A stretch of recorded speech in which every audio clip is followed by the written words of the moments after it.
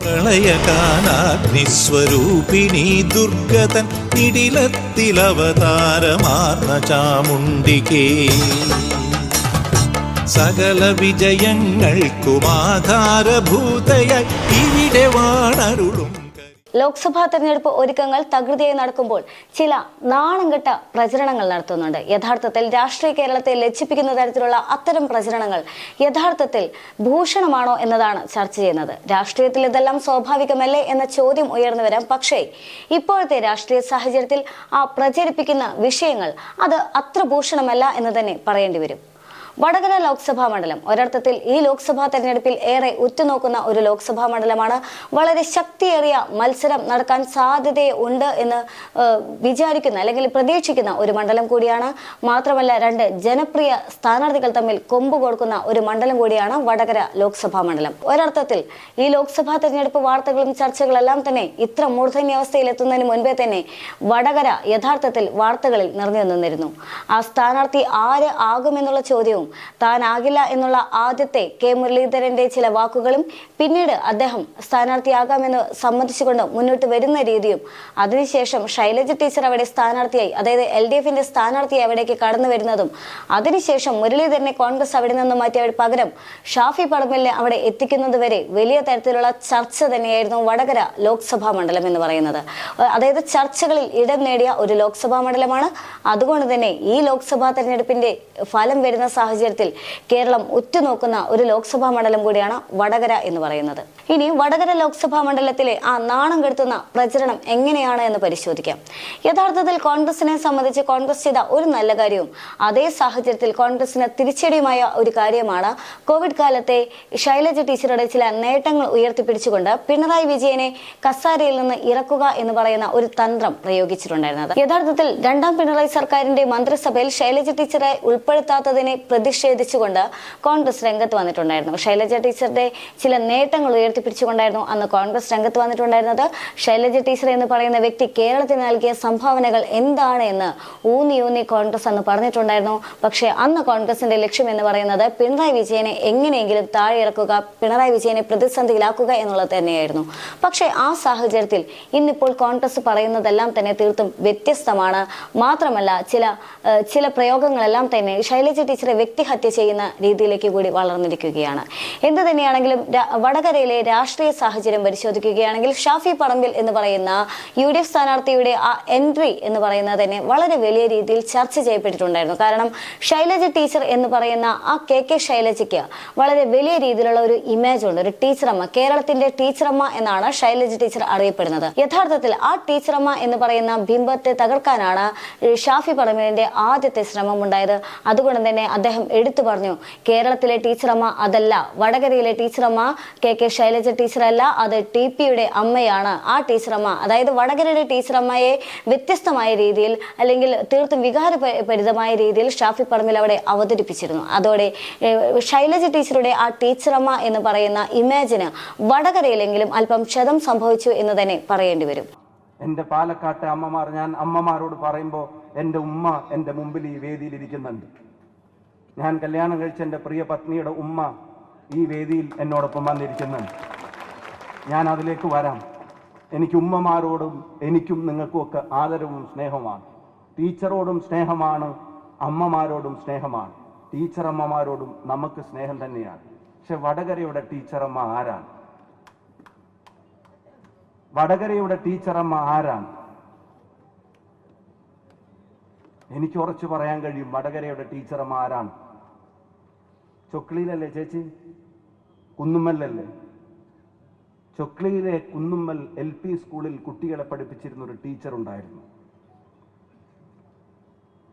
ചൊക്ലിയിലെ കുന്നുമ്മലെ LP സ്കൂളിൽ പഠിപ്പിച്ച ടീച്ചർക്ക് ഒരു മകനുണ്ടായിരുന്നു.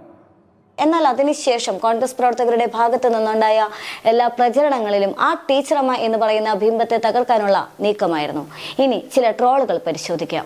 ട്രോളിൽ പറയുന്നത് ഇപ്രകാരമാണ്: നിങ്ങൾ ചോദിച്ചില്ലേ ശൈലജ ടീച്ചറെ എന്തിനാണ് നിങ്ങൾ ടീച്ചർ എന്ന് വിളിക്കുന്നതെന്ന്? അതിന്റെ ഉത്തരം കമന്റ് ബോക്സ് പറയും. ഇങ്ങനെയാണ് ട്രോൾ വരുന്നത്. എന്നിട്ട് കമന്റ് ബോക്സിൽ ശൈലജ ടീച്ചർ ബീഡി തെരുക്കുന്ന ചില ഫോട്ടോകൾ പങ്കുവച്ചിട്ടുണ്ട്. ആ ഫോട്ടോ ഒരുപക്ഷെ അവരുടെ രാഷ്ട്രീയ പ്രചരണ സമയത്തെല്ലാം തന്നെ, അല്ലെങ്കിൽ തെരഞ്ഞെടുപ്പ് പ്രചരണ സമയങ്ങളിലെല്ലാം തന്നെ, അല്ലെങ്കിൽ രാഷ്ട്രീയ പ്രവർത്തനത്തിന്റെ ഭാഗമായാണെങ്കിൽ പോലും അവർ സന്ദർശിച്ച സമയത്തെടുത്ത ഫോട്ടോ ആയിരിക്കാം. പക്ഷേ ആ ഫോട്ടോ പങ്കുവെച്ചുകൊണ്ടാണ് ട്രോളുകൾ ആരംഭിക്കുന്നത്. അതിനുശേഷം അതേ കമന്റ് ബോക്സിൽ തന്നെ വരുന്ന മറ്റൊരു വാക്കുണ്ട്, അല്ലെങ്കിൽ മറ്റൊരു കമന്റ് ഉണ്ട്. എന്താടോ നന്നാവാത്തത്, റമളാൻ മാസമല്ലേ, ഒന്ന് ഒതുങ്ങിക്കൂടെ? ഇങ്ങനെയാണ് ആ കമന്റ് തുടങ്ങുന്നത്. സീസറമ്മ ബീഡി തെരപ്പ് അമ്മയല്ല, പണ്ട് അംഗനവാടിയിൽ കുട്ടികൾക്ക് ഭക്ഷണം ഉണ്ടാക്കി കൊടുക്കുന്ന സേച്ചിയായിരുന്നു. പാർട്ടി സമ്മേളനത്തിനും നേതാക്കൾ വരുന്ന യോഗത്തിനും ആളെ തികയ്ക്കാൻ ജൂനിയർ ആർട്ടിസ്റ്റുകളെ പോലെ പോവുകയായിരുന്നു സീസറമ്മ. അങ്ങനെ ഒരു ദിവസം കേറി അങ്ങ് മത്സരിച്ചു. അങ്ങനെ അംഗൻവാടി സേച്ചി സീസറമ്മയായി മലയാളികളെ മൊത്തം പറ്റിച്ച് ജീവിക്കുന്നു. ഇതാണ് അതിലെ ഒരു കമന്റ്. സീസറമ്മ എന്ന് വിളിച്ചുകൊണ്ടാണ് ടീച്ചറമ്മ എന്ന പ്രയോഗത്തെ അപ്പാടെ തന്നെ ഇല്ലാതാക്കാനായിട്ട് സോഷ്യൽ മീഡിയയിലെ ചില പ്രചരണ രംഗത്തുള്ളവർ ശ്രമിക്കുന്നത് എന്ന് വേണം ഇതിൽ നിന്നെല്ലാം തന്നെ മനസ്സിലാക്കാൻ. ഇനി അല്പം പുറകിലോട്ട് സഞ്ചരിക്കുകയാണെങ്കിൽ ശൈലജ ടീച്ചർക്ക് വളരെ നല്ല ഒരു ഇമേജ് കേരളത്തിൽ ഉണ്ടായി വന്ന ആ സാഹചര്യത്തിൽ, അതായത് നിപ്പി ആണെങ്കിലും കോവിഡ് എല്ലാം തന്നെയാണെങ്കിലും കേരളത്തെ പിടിമുറുക്കിയ ആ സാഹചര്യത്തിൽ, അവരുടെ പ്രവർത്തനങ്ങളെല്ലാം തന്നെ ജനങ്ങൾ ഒന്നാകെ ഏറ്റെടുത്ത ആ സാഹചര്യത്തിൽ, ജനങ്ങൾ അവർക്ക് വേണ്ടി സംസാരിച്ചു തുടങ്ങിയ സാഹചര്യത്തിൽ കോൺഗ്രസ് നേതാവായ മുല്ലപ്പള്ളി രാമചന്ദ്രൻ പറഞ്ഞിട്ടുണ്ടായിരുന്നത് അവർ ഒരു കോവിഡ് റാണിയാണ്, അല്ലെങ്കിൽ ഒരു നിപ്പ രാജകുമാരിയാണ് എന്ന് പറയുന്ന ചില വിശേഷണങ്ങളെല്ലാം തന്നെ അദ്ദേഹം നടത്തിയിട്ടുണ്ടായിരുന്നു.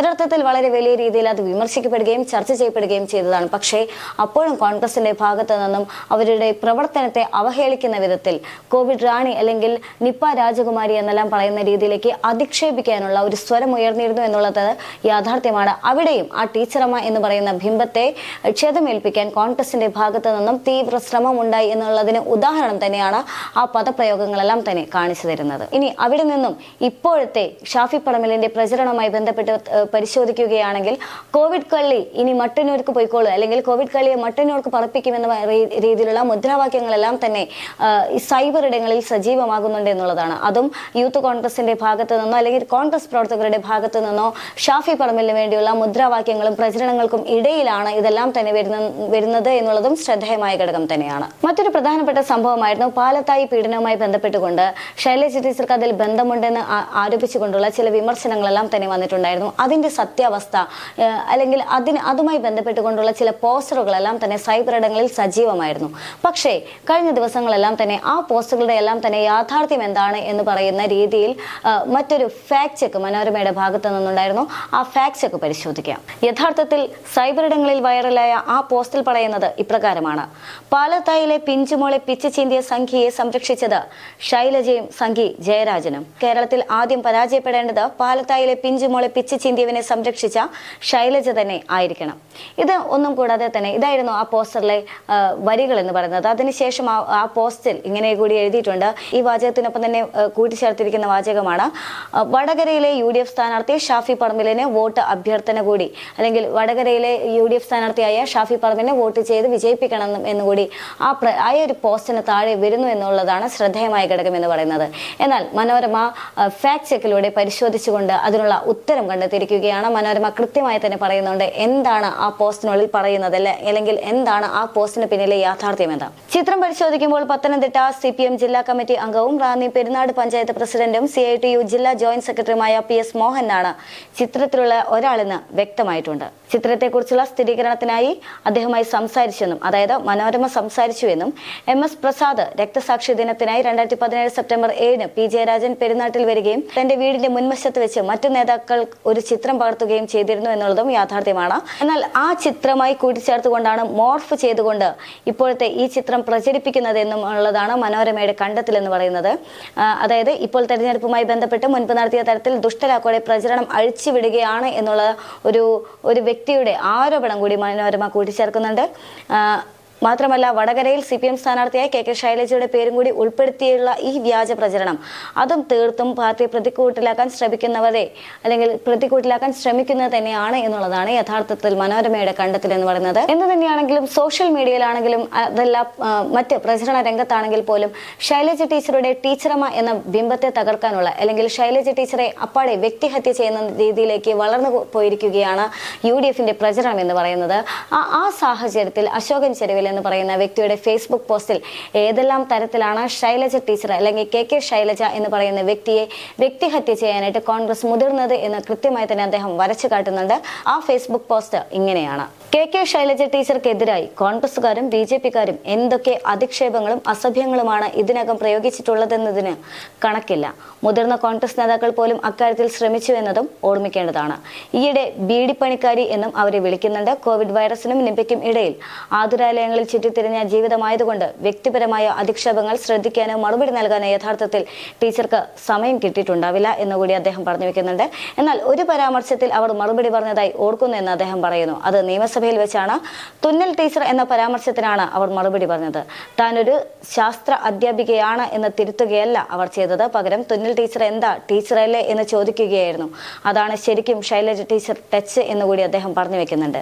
ഇങ്ങനെ ആത്മഗൗരവമുള്ള മറുപടി നൽകാൻ കഴിയുന്ന രാഷ്ട്രീയ നേതാക്കൾ ലോകത്തിൽ തന്നെ വേറെ അധികം പേരുണ്ടാകില്ല എന്നുകൂടി അദ്ദേഹത്തിന്റെ പോസ്റ്റിലൂടെ പറഞ്ഞു വെക്കുന്നുണ്ട്. എന്തു തന്നെയാണെങ്കിലും ലോക്സഭാ തെരഞ്ഞെടുപ്പിലേക്കുള്ള ഒരുക്കങ്ങളും പ്രചരണങ്ങളെല്ലാം തന്നെ തകൃതിയായി നടക്കുന്ന ഈ സാഹചര്യത്തിൽ ഒരാളെ വ്യക്തിഹത്യ ചെയ്തുകൊണ്ടുള്ള മുന്നോട്ട് പോക്ക് അത് ഈ രാഷ്ട്രീയ കേരളത്തിന് അത്ര ഭൂഷണമാകില്ല എന്ന് മാത്രം ഇപ്പോൾ ഓർമ്മിപ്പിക്കട്ടെ.